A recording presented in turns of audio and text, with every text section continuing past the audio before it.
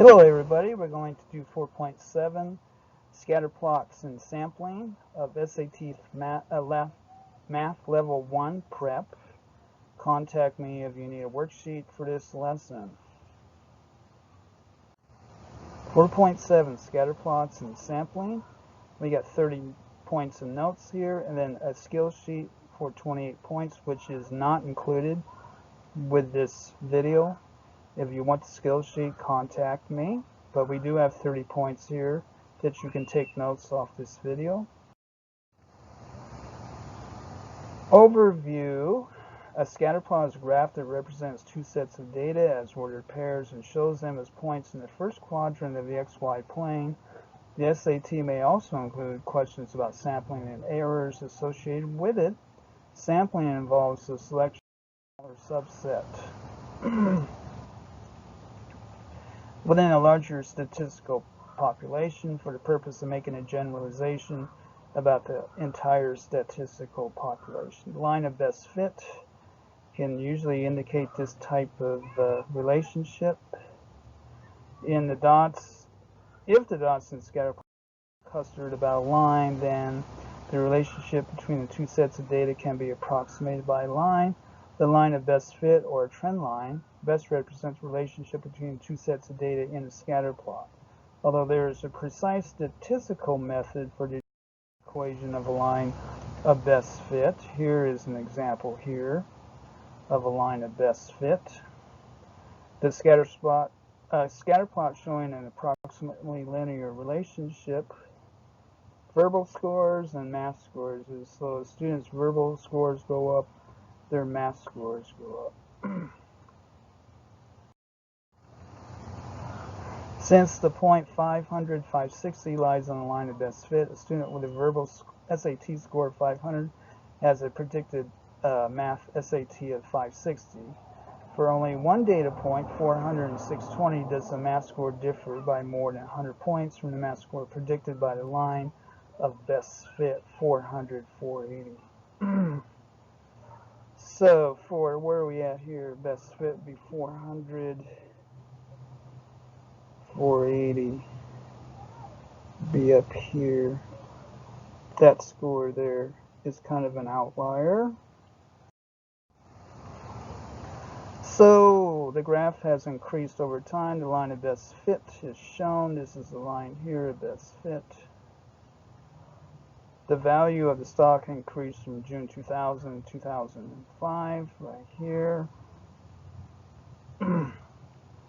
by approximately what percent? So how would we figure that percentage increase here between 2000 and 2005? And how much would it be? Here are increases. So we would have to take 2 points here, June 2005 minus June 2000. Over June 2000, we get a 20% increase here. So it'll be B here for that. Correct choice would be B. So what is the average yearly increase in the value of stock? So what would be the average value increase there? Define a slope of the line using June 2000, 125, and June 2005, 150 as our points there. So we're going to find the slope here of those, $5 per year. Correct choice would be B. So what is the average yearly increase of value? We gain $5 per share. What is the greatest difference between the actual value of stock and the value of stock predicted by the line of fit? So, bet you that one there. Well, let's see. Greatest difference occurred in June 2010, right there. Predicted value and actual value, 170 minus 75, so there's a $95 difference there. So it'll be this one.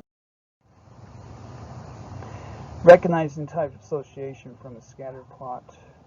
A scatter plot may suggest different types of relationship or no relationship between two sets of measurements. Scatter plots may show linear association variables. Like this is a situation here, we have basically a positive association. This would be a negative association here. because it has negative slope. Scatterplots may show a nonlinear relationship between data variables.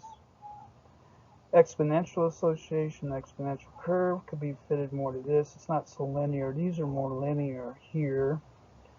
And then this here is a quadratic association. Okay, looks like a parabola.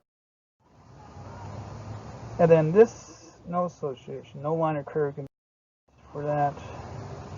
Unbiased versus biased samples. Suppose you want to conduct a survey. So you wanted to use a small but representative group of students can be interviewed using some random selection process. So that'd be the way to take a survey. Smaller subsets of students selected to be interviewed is the sample. The sample may be unbiased or biased. And then we get into margins of errors. We can do a statistical correction here for gaining data. So we get into a confidence interval for a sample statistic is a probability value that reflects the degree of certainty drawn from the population. Okay, so that was a lesson in lines of linear regression and etc. for SAT Math Level 1. Contact me if you want part 2 of this PowerPoint or worksheets.